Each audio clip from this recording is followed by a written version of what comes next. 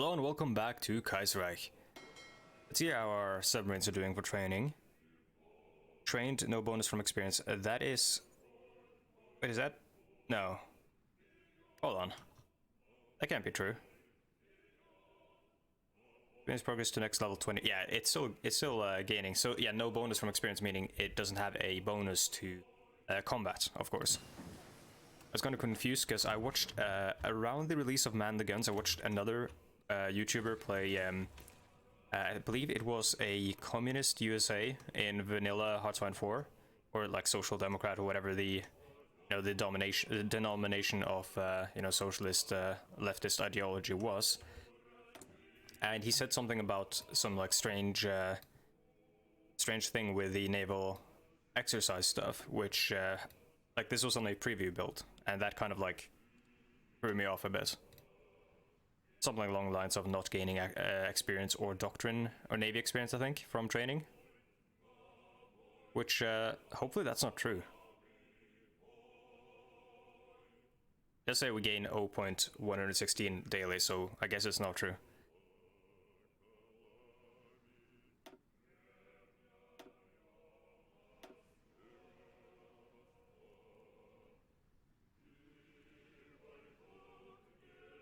So I did go to that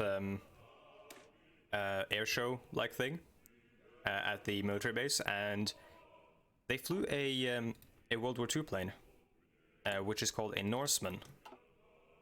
I didn't get any pictures of it because it was kind of far away, and I was like in a different section of the show at the moment.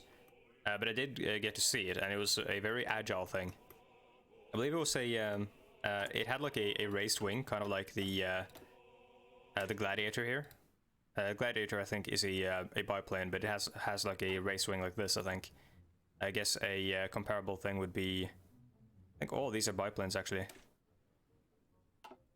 Looks like a biplane. Hawk is definitely a biplane. I think the Gladiator in this timeline is a biplane as well. And we don't have a comparable plane here.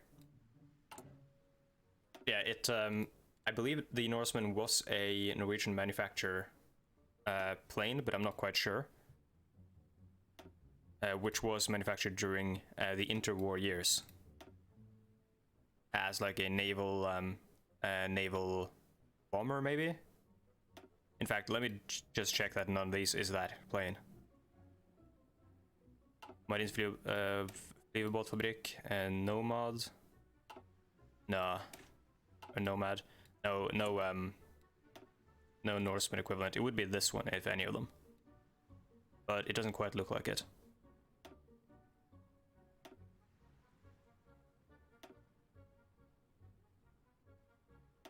Okay, so we're still trailing behind, or we're trailing behind the ahead of time bonus on industry.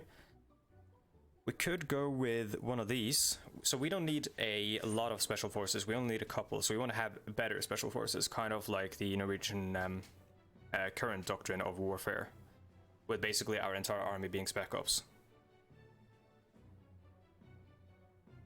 Yeah, so we'll go with advanced special forces training.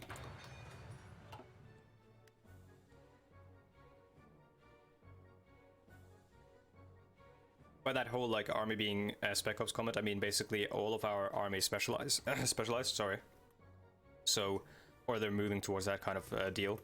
So there's been like talk of abolishing the Heimvern, which is an organization which basically has a bunch of troops, kind of like the National Guard, I guess, or the National Reserves in America. They're reserve troops who have gone through basic training and are issued weapons and stuff, which are stored somewhere nearby so that they can go to them and quickly mobilize. It's a thing we learned from the German invasion. We couldn't mobilize in time, so we also couldn't really fight them all. So we set up this this organization called Heimverne.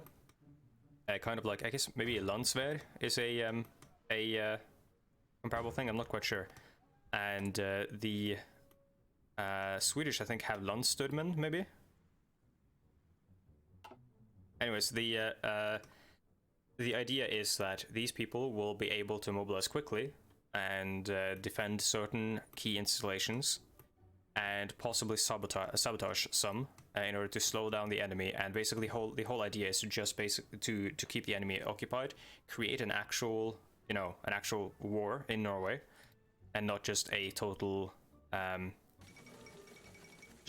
keep the enemy from just rolling over Norway. In that case, if a war actually starts, a war, you know, a prolonged warfare, a prolonged conflict, then the international community is forced to sort of take a stand, as opposed to some, you know, kind of hybrid warfare situations, or situations where war is over so quickly you can't really react. So yeah, some people, I believe, are even issued like explosives or trained with explosives to like blow bridges, railways, and stuff like that. Basically a doctrine of guerrilla warfare, I guess, but I think we're moving away from that. The fall of Beijing. After days of high-intensity fighting in the capital suburbs, the Fengshan troops finally scaled the walls of the outer city, scattering the defenders and making further defense of the capital all but untenable. With rail lines into and out of the city thoroughly cut, the remaining Qing forces quickly thinned as deserting soldiers melted into the urban population. I would use like melded or blended. So the Japanese hold Beijing.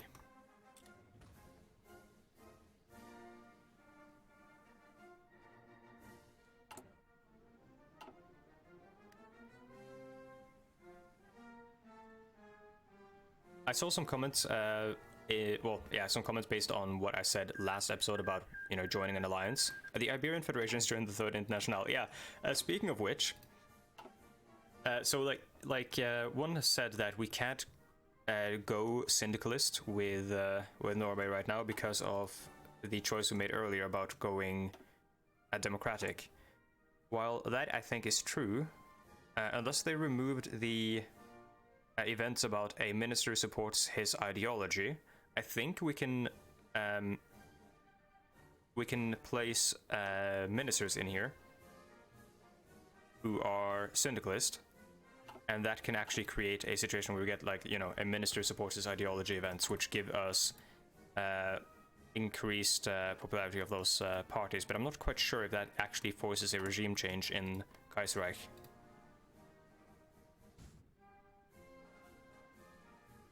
In the vanilla game, you would just hire like a minister that just is, you know, or that just gives it flat like 0.03 fascist and support or some shit.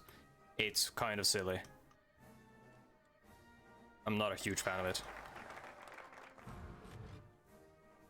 What's their bonus now? 36%, or their progress. We want to get them to like elite status, or trained or whatever. What's it called now? Now it's called trained, I guess. Yeah. What's the other one afterwards? It's trained and... is it hardened? I know it's green, trained, and something else. We don't have social democrats in government. Are you sure about that? Huh.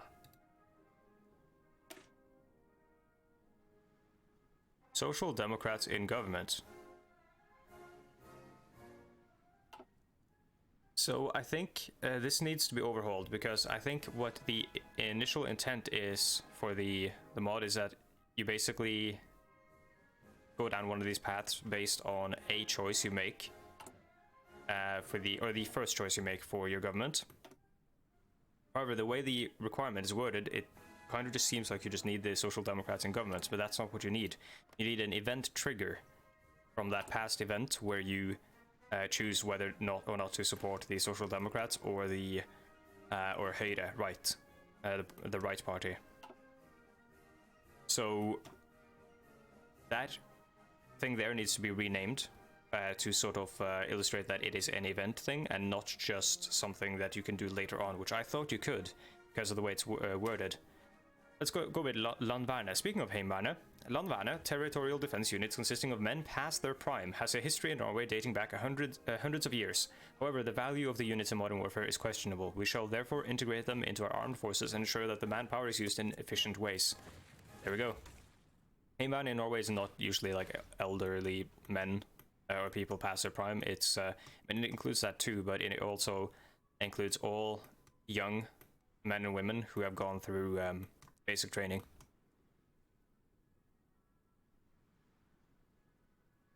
Like a few of my friends are in the reserves.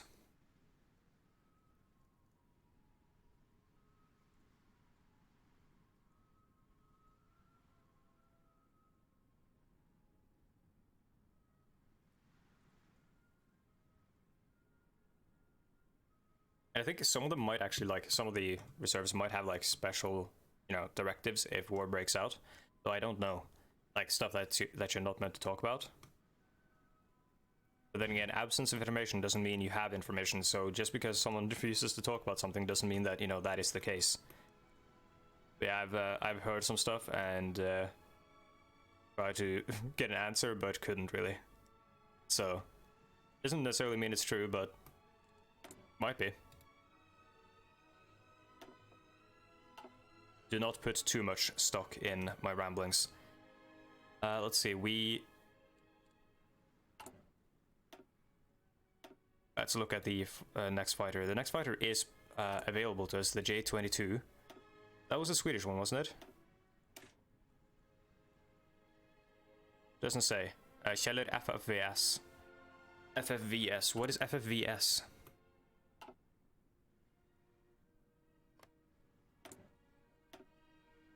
We see a design company here that... Oh, Scandinavian Airlines, cool. Wait.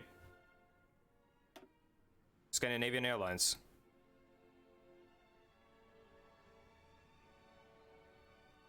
Huh? How do you do that then? My friend, how do you have Scandinavian Airlines but you didn't found the Scandinavian Airlines?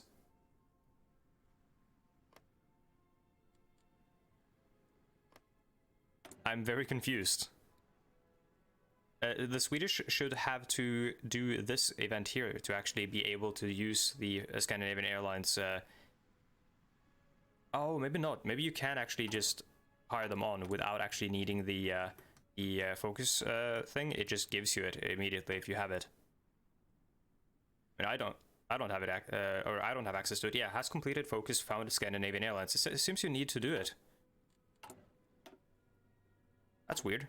Do those requirements not apply to the AI? They should, I think. That's a very strange situation. The Germans are holding a very tough line here to break through, and the Italians and the French and so on, and the British are trying constantly to break through here. They push them back to this line here, but this is a very, like, very easy place to hold because it's got mountains and it's got a very limited front line because of the impassable mountains over here. The Alps are a very tough cookie to crack.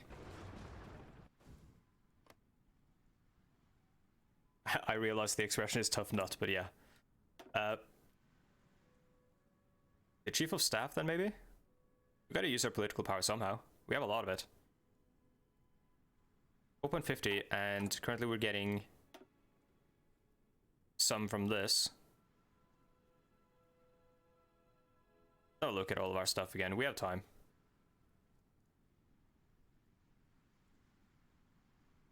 Oh yeah, by the way, at the air show that I was at, you can find pictures on my Twitter, which you'll find in the description down below for well, yeah, pictures of the various airplanes we saw. There were a lot of French people, a lot of Germans. By French people and Germans, I mean French soldiers, pilots, and so on and so forth, and Swedish pilots. They had 2 French planes, a German plane, and I believe a Swedish plane. It was the JAS Gripen. Don't remember the number for it, and they had the Eurofighter Typhoon from the Germans, and the French had brought a Rafale, or is it a Raphael? I don't know if it's a Ninja Turtle or if it's a Rafale. I think it's Rafale, but yeah, that plane, as well as a Mirage 2000, which had a minion sat on it for some reason.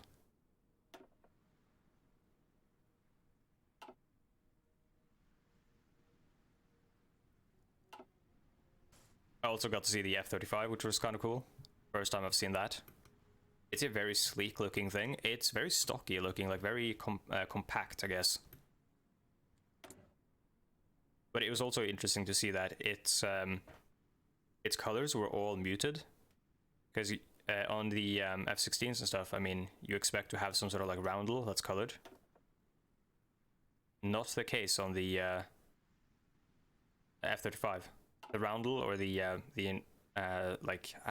It's not a round, it's not a round, but it's the symbol of the Norwegian Air Force, the like triangle thing with the red, white, and blue. That one, or not the symbol of the Air Force, but the symbol of like to identify friend from foe or whatever. That symbol was just gray, and basically everything else on it was gray as well. I think it's because of the special paint they use, which is meant to like not deflect radar back to a radar installation.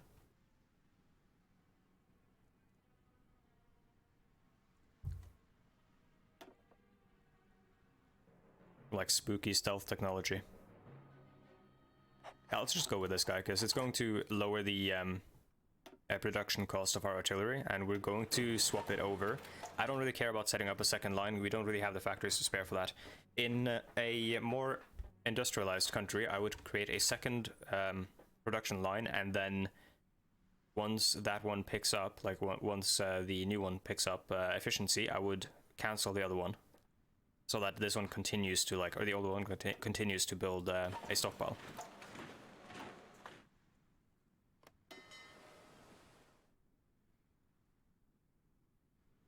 It's called regular. Okay, cool. Yeah, once these final submarines here are done, we will take them off training, let the fuel stockpile build up again.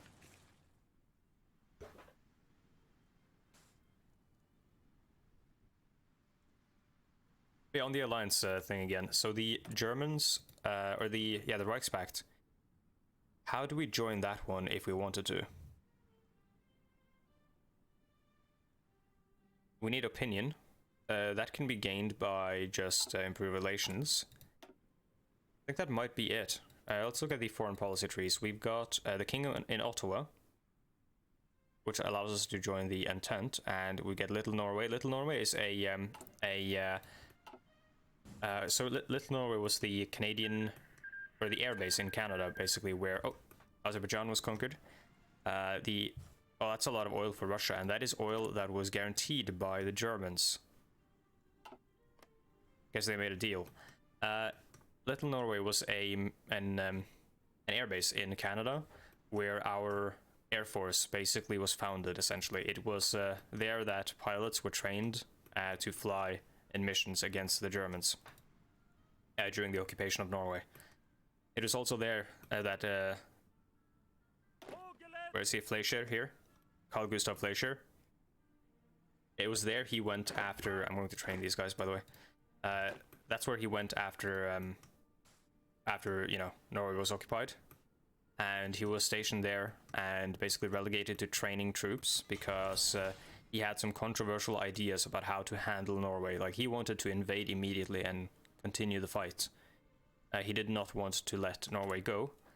And because of his ideas, he got sort of sidelined, or because of his insistence on his ideas, he got sidelined and put into Little Norway, where he eventually, feeling like a failure, he took his own life. The very grim, samurai-esque or Kurosawa-esque situation. Akira Kurosawa, the famous director of samurai movies and whatnot. And Shakespearean movies, which also did include samurai. Very good films, but I realized they might not hold up to a modern audience.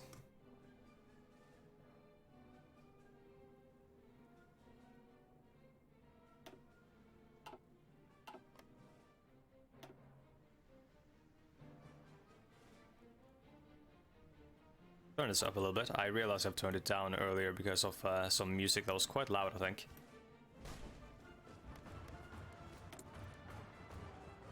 Like usual, the Thai have thrown their lot in with the Japanese.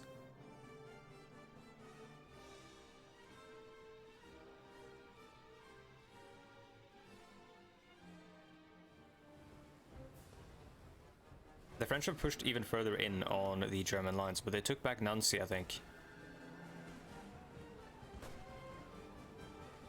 I think the French pushed in here first, and the Germans took it back. Now the French are trying to attack across a river, which is going to lead to a lot of unnecessary casualties. If I was the French player right now, I would attack, I think, over here and over here. No, actually not over here. There's too many troops here. Way too much of an of a concentration of troops. You know, every time I turn it down, or turn it up, I mean, it just goes fucking ballistic. Yeah, I would probably push in through Luxembourg here, try to gain ground over here, which is easier to defend because of the river and the cities, and then try to push into the lowlands, get an encirclement, possibly. It's a very ambitious plan, but and probably wouldn't work. But any push in here would have them relocate troops over there. Currently, they have too many troops in here, which means that their advance has been basically halted because of attrition. This happens a lot with the AI when there's a lot of armies, or like, yeah, a lot of different countries working together. Oh boy, they're going to get an encirclement here, I think. Central America has joined the Third International, alright?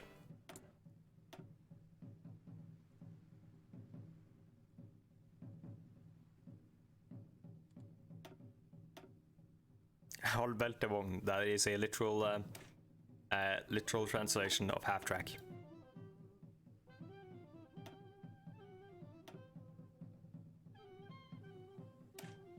This is this one. Spend 100. And national focus. We could restart the Pomo trade. Get. Yeah, we should probably do trade agreements, I suppose.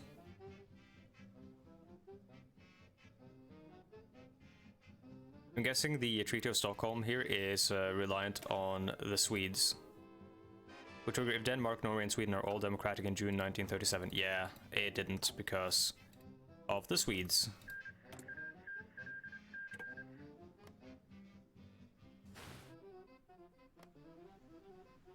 Fall of the Union State, Huey Long possibly being executed, and Jack Reed continuing his assault now on the Pacific States of America, which are going to fall because there is an, like, holding the mountains, holding the Rockies and all that. Well, they hold the Rockies, the Alliance syndicates do. But holding the mountains and the deserts is an important, or sorry, an impossible task against all the industry of the East Coast and just the momentum of the combined syndicates who have pushed west already.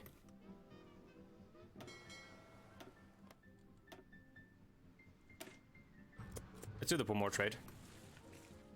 Hopefully that'll give us some consumer goods reductions.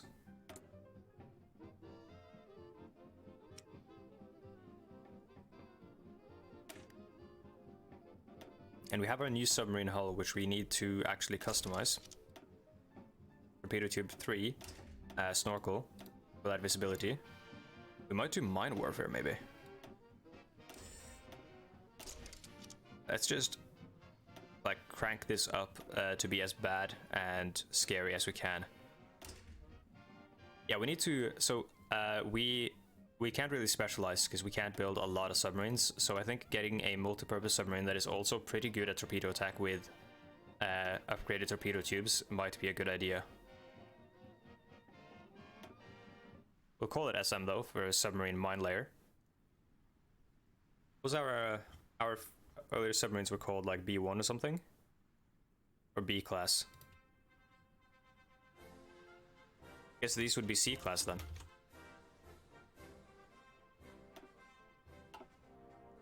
Submarines were always kind of shafted when it came to naming in World War II.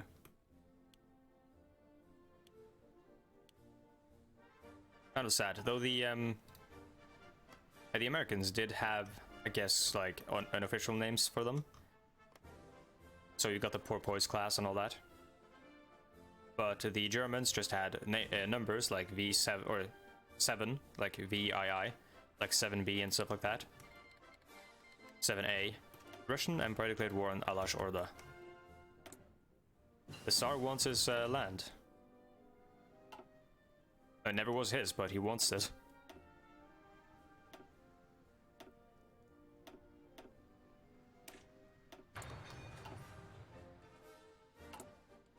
We have 2,000 manpower, actually. These are going to be deployed, and it's going to eat up the manpower. Hey, that is a male god in the Norse pantheon. For the that ship is called Frey. Frey is not the same as Freya, which is Freya in English, or Freya. Frey is a man and Freya is a woman. Kind of confusing. By the way, we are nearing the end of the video, which means it is time to do casualty reports. So the German-Japanese war, 1 million for the Germans. This is basically the war that combines the Japanese faction and the Syndicalist faction against the Reichspakt. Swedes, 30,000. Denmark, 12,000. We probably have to join our Scandinavian brothers here. 1 million for the Germans, yep. 1.5 million for the Japanese, and 400,000 for the Commune, or 500,000 for Union of Britain, and 400,000 for Ukraine. 200,000 for Germany East Asia, AOG, almost 400,000. 200,000 for Polish Lithuanian Commonwealth, and almost a million, or 920,000 for Qing. Kind of wild. This war just started, it's not that interesting. This is just, yeah, this war without the Japanese. Not that interesting. The combined syndicates have taken 2 million losses so far. Pacific states are being pushed in, though. You can see the discrepancy between industry here and divisions. They're gaining divisions, it seems. Or are they losing them? The fall of Paris. Oh boy. It seems the fall of the Commune of France is now all but assured. Not really, but... but I don't think you're wrong. Peru and Brazil. Argentina taking most of the losses. Right, well, that is the end of the video, so thank you for watching. If you're interested in the mod list, if you want to buy the game, if you want to follow me on Twitter, if you want to support me on Patreon, etc, etc, you'll find all that stuff in the description down below.